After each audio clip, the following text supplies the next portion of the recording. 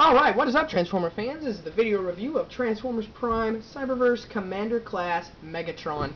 Here he is in his alien jet mode. Very nice light gray jet mode with some transparent purple bits in here, and this is a metallic shiny purple with some glitter bits in there. It's not really coming across on camera, but it is in there. And he does have a darker gunmetal gray on the inside of his shoulders and on some other minor details. Some people have been complaining about a lack of paint on this front bit right here. You can see a little chrome detailing in some spots, but there have been complaints of this just breaking up the entire figure, and it's not really that big of a deal. It is for the gimmick, and it is a problem, but it's not a major problem. A couple of other problems you'll notice about him is his wings are really thick, and that is because they could not achieve the leg splitting gimmick that was on the Voyager and the Deluxe. Another thing you'll notice is the shoulder guards stick up very high, and at first I didn't like it, but now it kind of beefs up a little bit and hides his head a little more and kind of intertwines this fusion cannon into the mold a little more. It looks in place now than just a fusion cannon hanging off the top. And I know it's not show accurate, but it works for a smaller price point. Anyway, he does come with a weapon. It is a transparent purple version of his sword from the show. You can see it has a peg hole here, a handle here, and a handle there. And it is not bendy. It is a hard plastic, and it is very nice. There's only one place you can store it in vehicle mode, and that is right here, smack dab on top. It's not very attractive, but it's there just in case you need it. Anyway, moving on to size comparisons. Here he is with a Viacon.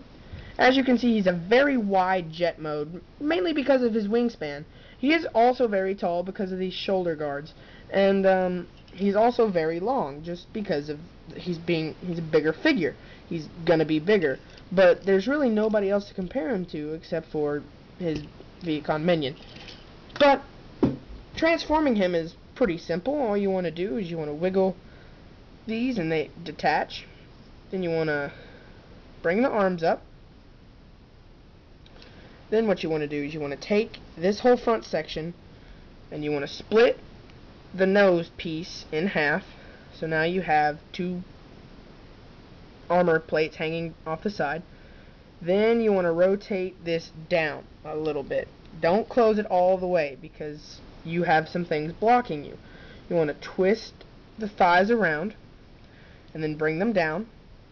Then you want to take this joint right here and you want to swivel it up and around, and that makes the knee.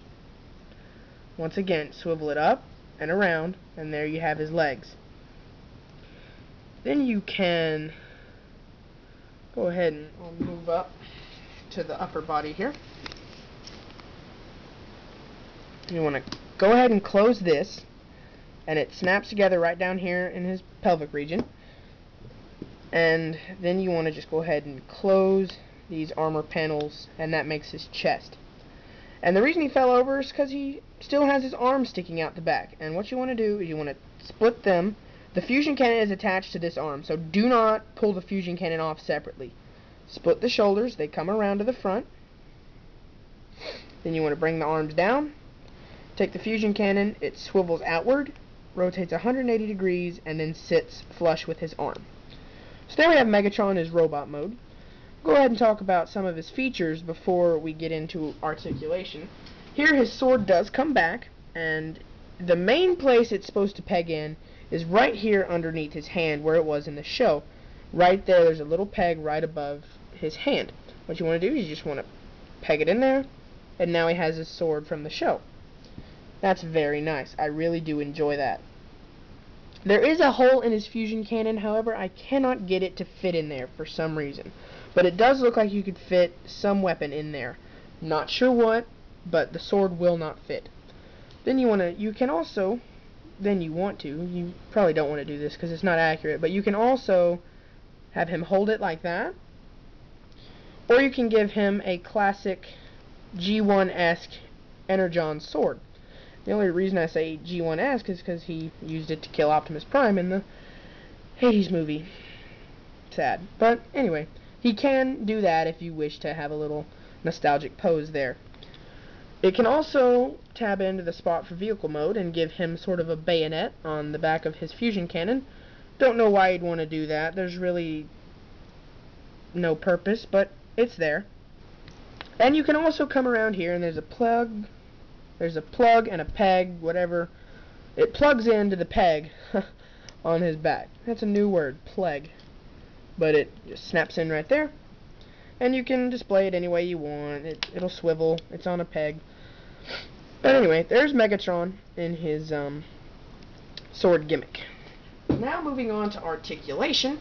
He does have a fully ball-jointed shoulder, fully compatible with a swivel backwards. It does rotate all the way around. He does have a upper shoulder swivel and a bicep ball joint. The fusion cannon is articulated if you want. I don't know why you'd want to, because it's only accurate down like that. His head is not on any type of joint because of transformation, and there's really no reason. Megatron doesn't look around a lot. He's very formal, and I know that's delving into the character a little bit, but it's the way he is. He does have a ball-jointed hip, but it is hindered by some of the armor molding that's in there, and he does have a full swivel knee. Now if you want, you can take advantage of this joint and give him a broken leg, or if you want to level him out a little bit, have him do the taking a kneel pose. You can take advantage of that joint. It looks unnatural, but you can do it. Anyway, coming up, you can see some more of the detail. I forgot to do this earlier, my apologies, but we'll do it now. You can see a lot of the purple chrome detailing is coming out in the back of his legs and his knees. You can see very accurate feet with the same color of the shins, but different colored on the inside. Nice darker thighs, darker hands, darker shoulder, upper arms. His face sculpt is very nice, and let me try to zoom in on it. It's not gonna do it for me, but it couldn't hurt to try. Do it. My camera is not very good. Anyway, you can kind of see it. Nice dark. He has beautiful red eyes and a dark face, and even the way they molded his chest, he has that purple collar right there. And speaking of that transparent purple part, he does have a light up gimmick, which will come in later with the action sets. But I have a little LED flashlight, and it just kind of lights him up purple. The camera does not do well with this LED flashlight. It doesn't pick up so well, but I can kind of mute it a little bit, and you can see it lights up purple. But yeah, it does a really good job, and the sword also lights up as well. Let me try to mute the light a little bit more. You can see the sword does light up. It gives it kind of a bluish tint on camera, but it really does light up a nice... The shade that the plastic is, it lights up that color. So, there's Megatron. Here he is compared to his Viacom follower. As you can see, he's a very nice height above his minions. He is tall, he's very broad-shouldered. He has the right proportions of Megatron. So I would definitely recommend picking this guy up. He's a very good alternative to the Voyager and even the Deluxe that we didn't get here in the States. I actually picked this guy up instead of the Voyager, and I'm very happy with my decision. So I would strongly advise going out and buying. A lot of these Cyberverse toys are great, and even all of them have advantages in some way. Definitely try Cyberverse for Transformers Prime. It is a very good line. Thank you for viewing this video, and goodbye.